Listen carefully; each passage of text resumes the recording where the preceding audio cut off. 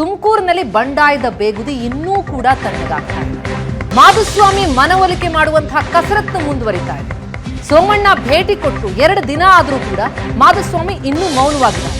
ಶತಾಯಗತಾಯ ಈ ಬಾರಿ ಗೆಲುವನ್ನ ಸಾಧಿಸಬೇಕು ಅಂತ ಸೋಮಣ್ಣ ಸಾಕಷ್ಟು ಪ್ರಯತ್ನ ಪಡ್ತಾ ಇದ್ದಾರೆ. ಖುದ್ದು ಮಾಧುಸ್ವಾಮಿಯವರನ್ನ ಸೋಮಣ್ಣ ಭೇಟಿಯಾಗಿದ್ರು, ಆದ್ರೂ ಕೂಡ ಸಿಟ್ಟು ತಣ್ಣಗಾದಂತೆ ಕಂಡು ಬರ್ತಾ ಇಲ್ಲ. ಹಾಗಿದ್ರೆ ಏನ್ ಮಾಡ್ತಾ ಇದ್ದಾರೆ ಮಾಧುಸ್ವಾಮಿ? ಮೌನಕ್ಕೆ ಹೋಗಿದ್ಯಾಕೆ? ಕಾದು ನೋಡುವ ತಂತ್ರಕ್ಕೇನಾದ್ರೂ ಮೊರೆ ಹೋದ್ರ? ತಮ್ಮ ಬೆಂಬಲಿಗರ ಅಭಿಪ್ರಾಯವನ್ನೇನಾದ್ರೂ ಸಂಗ್ರಹಿಸ್ತಾ ಇದ್ದಾರೆ? ಪಕ್ಷ ಬಿಡುವಂತಹ ನಿರ್ಧಾರಕ್ಕೇನು ಬರ್ತಾ ಇದ್ರು, ಅದರಿಂದ ಹಿಂದಕ್ಕೆ ಸರಿದಿದ್ದಾರೆ ಮಾಧುಸ್ವಾಮಿ. BSY ಹೋಗಿ ಅವರ ಮನವೊಲಿಕೆಯನ್ನು ಮಾಡಿದ್ರು, ಅದಾದ ಮೇಲೆ ಪಕ್ಷ ಬಿಡುವಂತಹ ನಿರ್ಧಾರದಿಂದ ಹಿಂದಕ್ಕೆ ಸರಿದಿದ್ರು.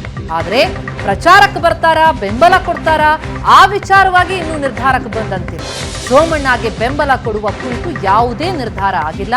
ಸೋಮಣ್ಣ ನಾಮಪತ್ರ ಸಲ್ಲಿಕೆಯ ವೇಳೆಗೆ ಮನವೊಲಿಕೆ ಮಾಡುವಂತಹ ಸಾಧ್ಯತೆಗಳೀಗ ಕಂಡು ಬರ್ತಾ ಇದೆ. ಸದ್ಯದ ತುಮಕೂರಿನ ಚಿತ್ರಣ ಬಹಳ ಕುತೂಹಲ ಮೂಡಿಸ್ತಾ ಇದೆ. ಇನ್ನು ಇದೇ ವಿಚಾರಕ್ಕೆ ಸಂಬಂಧಪಟ್ಟ ಹಾಗೆ ಮಾಹಿತಿಯನ್ನ ಕೊಡ್ತಾ ಹೋಗ್ತಾರೆ ನಮ್ಮ ತುಮಕೂರು ಪ್ರತಿನಿಧಿ ಮಹಂತೇಶ್. ಇದೀಗ ನಮ್ಮ ಜೊತೆ ಸಂಪರ್ಕದಲ್ಲಿದ್ದಾರೆ. ಮಹಂತೇಶ್, ಏನಾಗ್ತಾ ಇದೆ ತುಮಕೂರು ಕ್ಷೇತ್ರದಲ್ಲಿ ಅಂತ? ಒಂದು ಕಡೆ ಸೋಮಣ್ಣ ಅವರು ಬಹಳ ಆಕ್ಟಿವ್ ಆಗಿದ್ದಾರೆ, ಕ್ಯಾಂಪೇನ್ಗಳನ್ನ ಮಾಡ್ತಾ ಇದ್ದಾರೆ. ಮತ್ತೊಂದು ಕಡೆ ಮಾಧುಸ್ವಾಮಿ ಅವರ ಮನವೊಲಿಸುವ ಪ್ರಯತ್ನವನ್ನೂ ಕೂಡ ಮಾಡಿದ್ರು, ಆದ್ರೂ ಕೂಡ ಅದು ಯಶಸ್ಸು ಕಾಣಲಿಲ್ವಾ? ಮಾಧುಸ್ವಾಮಿ ಅವರ ನಡೆ ಏನು, ಏನ್ ಮಾಡ್ತಾರಂತೆ, ಏನಾದ್ರೂ ಮಾಹಿತಿಗಳು ಸಿಗ್ತಾ ಇದೆಯಾ, ಹೇಗೆ?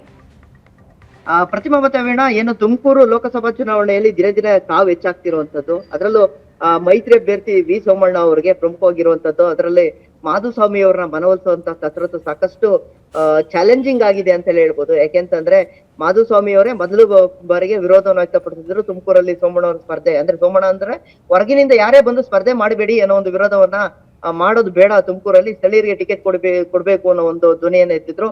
ಅದೇ ರೀತಿ ನಾನು ಕೂಡ ಆಕಾಂಕ್ಷಿ ಅಂತ ಹೇಳಿ ಹೇಳಿದ್ದಂಥದ್ದು. ಇದೆಲ್ಲವೂ ಕೂಡ ಆದ ಬಳಿಕ ಟಿಕೆಟ್ ಸಿಗದಲ್ಲೇ ಇದ್ದಂತಹ ಸಂದರ್ಭದಲ್ಲಿ ಮಾಧುಸ್ವಾಮಿ ಅವರು ಸಾಕಷ್ಟು ಆಕ್ರೋಶವನ್ನು ವ್ಯಕ್ತಪಡಿಸಿದ್ರು. ಆಮೇಲೆ ಪಕ್ಷ ಬಿಡುವಂತ ಮಾತುಗಳನ್ನ ಆಡಿದ್ರು. ಎಲ್ಲವೂ ನಡುವೆ ಕೂಡ ಪಕ್ಷದ ಏನು ಮಾಜಿ CM ಆದಂತ ಯಡಿಯೂರಪ್ಪ ಅವರು ಬಂದು ಅವರನ್ನ ಮನವೊಲಿಸುವಂತ ಕೆಲಸ ಕೂಡ ಆಯ್ತು. ಅದಾದ ಬಳಿಕ ಆ CM ಅಂದ್ರೆ ಯಡಿಯೂರಪ್ಪನವರು ಬಂದು ಹೋದ ಬಳಿಕ 2 ದಿನಗಳ ನಂತರ ಸೋಮಣ್ಣ ಅವರು ಮನೆಗೆ ಭೇಟಿ ನೀಡಿದ್ರು.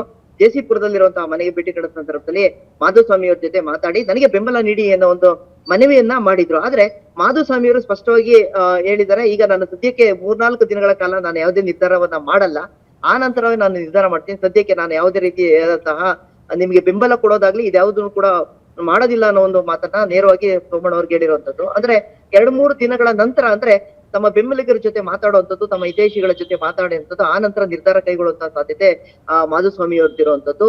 ಈಗಾಗಲೇ ಸೋಮಣ್ಣ ಅವರು ಭೇಟಿ ನೀಡಿ 2 ದಿನಗಳು ಕೂಡ ಕಳೆಯಿತು. ಹಾಗಾಗಿ ಮಾಧುಸ್ವಾಮಿ ಅವರು ಮುಂದೆ ಏನ್ ಮಾಡ್ತಾರೆ ಅನ್ನುವಂತಹ ಸಾಕಷ್ಟು ಕುತೂಹಲ ನಡೆಯಬೇಕು. ಮಾಂತೇಶ್, ಈಗ ಈ ಮುನಿಸೇನಿದೆ ಇದು ನಾಯಕರ ಮಟ್ಟದಲ್ಲಿ ಮಾತ್ರ ಇದೆಯಾ ಅಥವಾ ಕಾರ್ಯಕರ್ತರ ಮಟ್ಟದಲ್ಲೂ ಕೂಡ ಮುನಿಸು ಜೋರಾಗಿದೆಯಾ? ಮಾಧುಸ್ವಾಮಿ ಅವರಿಗೆ ಕೊಡ್ಲಿಲ್ಲ ಅನ್ನೋ ಕಾರಣಕ್ಕಾಗಿ ಯಾವ ರೀತಿಯಾದಂತಹ ಅಭಿಪ್ರಾಯ ಗ್ರೌಂಡ್ ಲೆವೆಲ್ ನಲ್ಲಿ ವ್ಯಕ್ತ ಆಗ್ತಾ ಇದೆ? ಮಾಧುಸ್ವಾಮಿ ಅವರು ಇನ್ನೂ ಕೂಡ ಅಭಿಪ್ರಾಯಕ್ಕೆ ಬರ್ತಿಲ್ಲ, ಒಂದು ನಿರ್ಧಾರಕ್ಕೆ ಬರ್ತಿಲ್ಲ ಅಂತಂದ್ರೆ ಅವರ ಬೆಂಬಲಿಗರ ಒಪ್ಪಿಗೆ ಕೊಡಲ್ವೇನೋ ಅನ್ನುವಂತಹ ಆ ಅನುಮಾನ ಅವರನ್ನು ಕಾಡ್ತಿದ್ಯಾ ಅಂತ?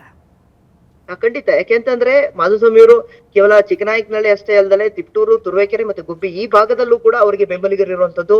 ಅವರಿಗೆ ಟಿಕೆಟ್ ಸಿಕ್ಕಿಲ್ಲ ಅನ್ನೋಂತ ಸಂದರ್ಭದಲ್ಲಿ ಬೆಂಬಲಿಗರು ಸರಣಿ ಸಭೆಗಳನ್ನ ಮಾಡೋದ್ರ ಮುಖಾಂತರವಾಗಿ ಆಕ್ರೋಶವನ್ನು ವ್ಯಕ್ತಪಡಿಸಿದ್ರು. ಹೈಕಮಾಂಡ್ಗೂ ಕೂಡ ಆ ಒಂದು ಬಿಸಿ ತಟ್ಟಿಸುವಂತ ಪ್ರಯತ್ನಗಳನ್ನ ಮಾಡಿದ್ರು. ಆದ್ರೆ ಇದೀಗ ಅವರು ಪ್ರತಿಯೊಬ್ಬ ಬೆಂಬಲಿಗರನ್ನ ಕರೆದು ಅಂದ್ರೆ ಹೋಬಳಿ ಮಟ್ಟದಲ್ಲಿ ಕೂಡ ಕರೆದು ಸಭೆಗಳನ್ನ ಮಾಡಿ ನಿರ್ಧಾರ ಕೈಗೊಳ್ಳುವಂತಹ ಸಾಧ್ಯತೆ ಇರುವಂತದ್ದು.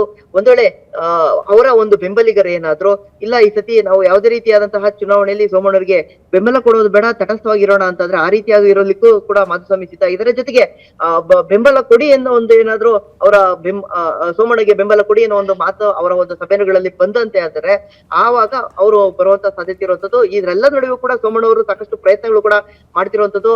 ಪಾರ್ಟಿಯ ಹಿರಿಯರ ಮುಖಾಂತರವಾಗಿ ತಾವು ಕೂಡ ಖುದ್ದಾಗಿ ಒಂದು ಮನವೊಲಿಸುವಂತ ಪ್ರಯತ್ನಗಳು ಮಾಡ್ತಿರುವಂತದ್ದು. ಏನು ಮುಂದಿನ ತಿಂಗಳು 3ನೇ ತಾರೀಕು ನಾಮಪತ್ರ ಸಲ್ಲಿಕೆ ಇರುವಂತದ್ದು. ಅವತ್ತು ಅವರ ರ್ಯಾಲಿ ನಡೆಸುವಂತಹ ಯೋಜನೆ ಬಿಜೆಪಿಗೆ ಇರುವಂತದ್ದು. ಅವತ್ತು ಮಾಧುಸ್ವಾಮಿ ಅವರನ್ನ ಕರ್ಕೊಂಡ್ ಬರುವಂತದ್ದು, ಆ ರ್ಯಾಲಿಯಲ್ಲಿ ಪಾಲ್ಗೊಳ್ಳುವಂತ ಮಾಡುವಂತದ್ದು ಮತ್ತು ಒಂದು ಸಂದೇಶ ರವಾನೆ ಮಾಡುವಂತ ಪ್ರಯತ್ನಗಳು ಕೂಡ ಪರ್ಯಾಯವಾಗಿ ನಡೀತಾ ಇರುವಂತದ್ದು. ಒಟ್ಟಾರೆ ಮಾಧುಸ್ವಾಮಿ ಅವರನ್ನ ಮನವೊಲಿಸುವಂತಹ ಪ್ರಯತ್ನಗಳು ಕೂಡ ನಿರಂತರವಾಗಿ ಇರುವಂತದ್ದು. ಪ್ರತಿಮಾ ಮತ್ತೆ ವೀಣಾ, ಥ್ಯಾಂಕ್ ಯು ಮಹಂತೇಶ್ ತಮ್ಮೆಲ್ಲ ಮಾಹಿತಿಗಾಗಿ.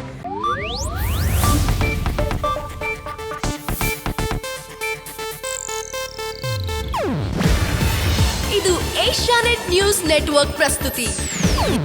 ನೀವು ನೋಡ್ತಿದ್ದೀರಾ ಏಷ್ಯಾನೆಟ್ ಸುವರ್ಣ ನ್ಯೂಸ್.